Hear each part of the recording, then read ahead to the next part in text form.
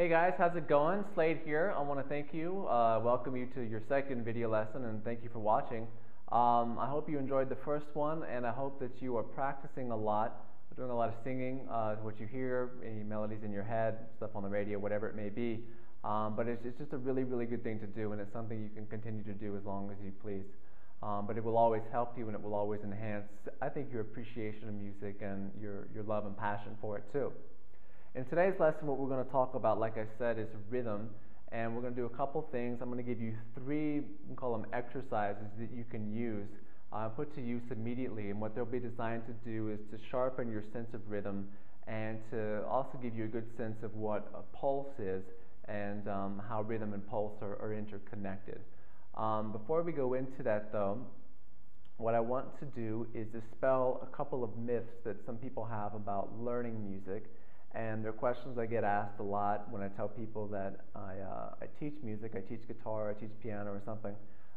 Generally what people say, or some people say, is that they're tone deaf and therefore they can't learn music. That's one of the things they say. And to that I usually respond that if they have a love or appreciation for music, if they like music, if they listen to music, if they've ever felt the desire to learn more about music, then that to me is a sign that they are not tone deaf. Tone deafness is very rare. It's probably less than 1% of the population. And generally a tone deaf person doesn't generally really appreciate music, because part of being tone deaf is you don't have an ability to appreciate a difference in pitch, so that your voice stays at the same monotone level, with the same dynamics, same timbre, constantly, no matter what you're talking about, whether you're happy, sad, excited, or something like that. So it would be very obvious if you were tone deaf, and my hunch, again, is that if you were tone deaf, you wouldn't want to learn anything about music anyway, because it wouldn't hold any interest to you because of the way that you process sound. Again, it's very rare, and it's tough probably for the people that do have it, but I would almost guarantee you that you do not if you're watching this video and you've expressed an interest in learning how to learn music. The next thing I hear a lot is that people say, well, I have bad rhythm, I wasn't born with good rhythm, or you have to be born with rhythm. And the fact is, you do have to be born with rhythm, and everyone is born with rhythm. You have a heartbeat, pulse, you have signals going all around your body at very precise rates, things in your cells happening. There's a rhythm to life, a rhythm to you in and around you.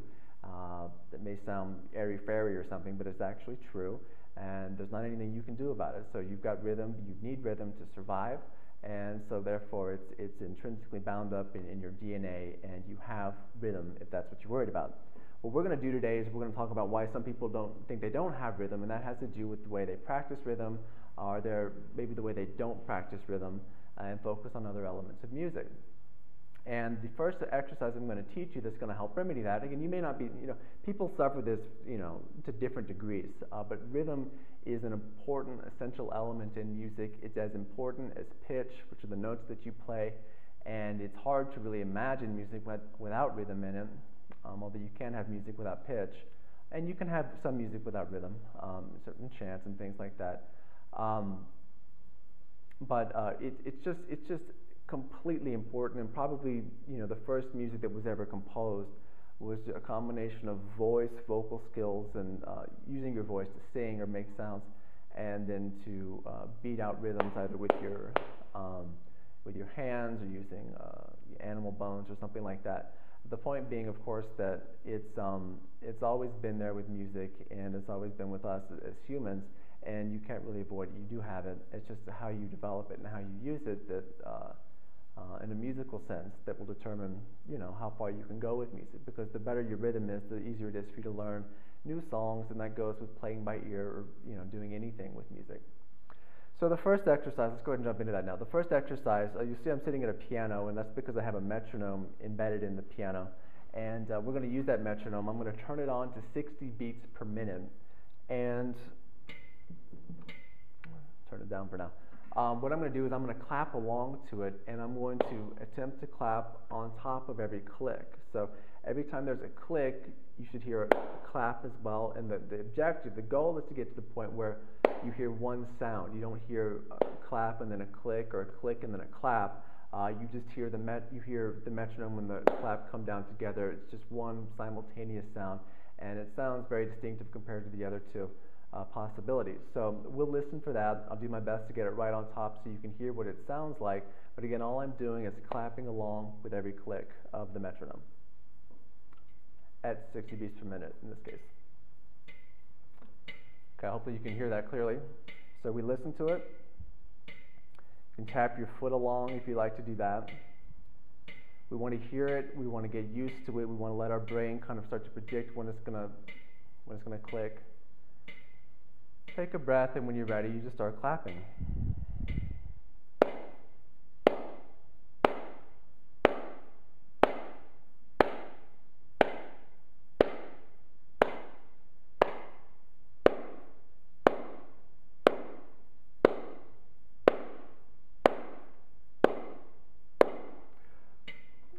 That's it. Okay, that's really, I don't want to do that for an hour or something like that and drive you nuts. But what you notice I'm doing is I'm listening, I'm kind of getting myself used to the pulse, and that constant click at that constant rate is what a pulse is. And every song has a pulse underneath it. It's, you know, it could be fast, it could be slow.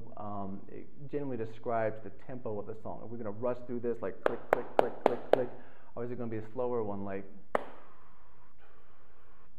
something like that, like a slow ballad or something along those lines. So every song has a pulse that goes underneath it, and it helps support the rhythm because it helps the rhythm make sense so that you can emphasize different beats, different parts of the beat as you wish, but underneath those emphasis, the emphasis that you place on those different beats, you have a steady flow. And what we're doing with this exercise is we're helping ourselves kind of glue into that or become aware of that pulse exists, and so that's the point of the exercise. What you do is you want to clap. You want to get every clap as close to the click, if not right on top of the click. And you'll notice if you listen to that some of the claps were precisely on top of the click, so you heard one sound, and others were, you know, the last one was a little off, and there were some others that were a little off too. You don't need to worry about that. What you want to be able to do is just continually do that for a minute, maybe 2 minutes, and just concentrate on getting as close to those clicks as possible with your claps, and that's a great way to begin warming up if you're, you know, starting a practice session or something like that.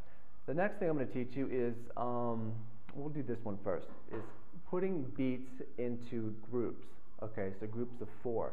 So what do I mean by that? Well, let's take a group of 4 beats, and we'll clap that out. So we'll go 1, 2, 3, 4. Okay. Now what we want to do is we want to emphasize different beats in that group of 4. So let's say for the first round we'll emphasize the first beat. So we'll clap a little harder than we do on the other 3. And that sounds like this. So we go 1, 2, 3, 4. 1, 2, 3, 4. 1, 2, 3, 4. Now I'm exaggerating. You don't have to clap that loud if you don't want to. You just want to make sure you place a little extra emphasis on the beat that you've decided to place the emphasis on. Now we can say, okay, let's emphasize the first beat and the third beat. So we'd go like this. We'd have 1, 2, 3, 4. 1, 2, 3, 4. Like that. What you want to do is find as many different combinations as you can in that 4-group pattern, 4-beat pattern, and just practice clapping them. And what that will do is that will kind of clue you into the way, you know, beats are emphasized, because you're going to hear that in music. It's very, very apparent. And it's kind of like the next step up from getting the pulse. Now that you have the pulse, which beats are you going to emphasize in the pulse, okay? So it's like, you know, it's adding a little bit more to it. So now we're talking about rhythm, not just talking about pulse. So it's 1, 2, 3, 4, like that, emphasizing the second and the 4. You could emphasize the first and the fourth, just the fourth. And then you can put the patterns together and you have a rhythm, essentially. But it's always on top of that pulse, and that pulse is what kind of ties it all in together and helps it make sense. So it's not just random claps, for example. I hope that makes sense. Again, if any of this stuff doesn't make sense, you can email me directly, slade@sladesguitarschool.com, and I will respond to you directly and hopefully answer your questions to your satisfaction. The third and final example, final lesson we have for today is something you probably do already, but what this involves listening to music, putting a song on, or playing a song on your guitar, and tapping your feet or clapping along to it, either with the pulse or following the rhythm, however you see fit. I'm going to give you one example because there are a lot of different ways you can clap along to music. I'm just going to give you the most basic one there is. This is a piece by The Police, and I'm going to clap on the second beat and the fourth beat in the measure. So it'll go 1, 2, 3, 4. Generally, that you hear the snare drum, and that's called the backbeat, and it's just, you know, it's part of rock and roll music. But I don't want you to think that's the only way you can clap, or you can only play the snare on the second beat. You know, we're just going to keep it simple, and then you can elaborate on it using your own skills. So here we go. We'll listen to the music, and then I'll clap along, and then I think that's all we'll have to do. So we listen.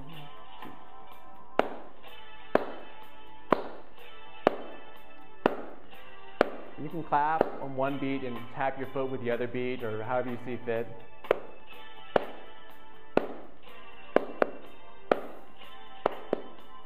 Okay, the point here really is just to get glommed in, because the rhythm is such an essential element of the music. You've got to pay attention to it. You can't just say, well, I won't learn rhythm, I'll just train my ear to be good with melody and harmony and stuff like that. No, rhythm, you've got to listen for rhythm.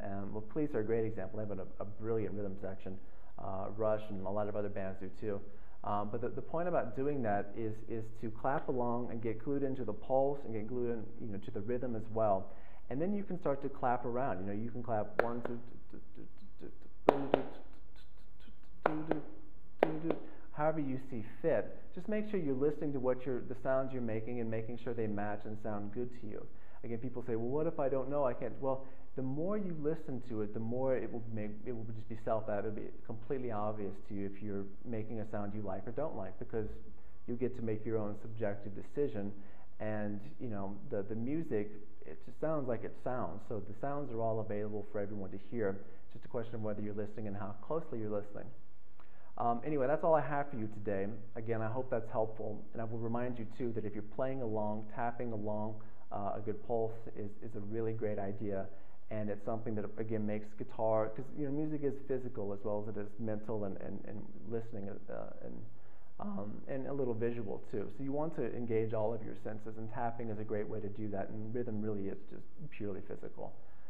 So I want to say thank you very much for watching. I want you to remember that you'll get your third video in about 3 days, and in that video, when you watch that video, you're going to get access to a free ebook, 35 pages long.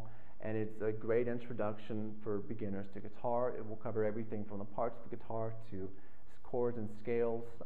So all good things to know, and all things that will be available to you. I ask that you watch these videos because I want to lay a foundation, a musical foundation that you can apply to any area of music, not just guitar, but you can especially apply it to guitar, and it will work perfectly for you. And also get you off on the right foot, because when you pay attention to listening and to rhythm and to those things, those essential elements of music, you can call it a musical IQ if you want. It goes up because you're focusing on what music really is, and that's a really important thing to do if you want to study music. And it will make everything you do later in music, as you get better and better and better, which you will. It will make everything easier and easier and easier for you, or you'll be able to tackle bigger and bigger challenges. Let's put it that way. Besides the video, that video is going to go into listening a little deeper, and an exercise you can use to start hearing a little deeper into music, and I'll explain more about what that means in the third video. Until I see you again, remember to practice, remember to sing, tap. If you get a metronome, tap along to the metronome, tap along to the music you hear, tap along to what you play. Make it a part of what you do when you do music, when you play guitar, and it will pay dividends for you. And again, if you're just a new beginner, you can still sing, you can still clap and do those things. And as we get into teaching you chords and scales, you can apply all of that to playing songs, and you will hear that you get really good really quickly, which is really always encouraging for beginners. So thanks for watching. I'll see you in a couple days, and until then, remember to practice and take care.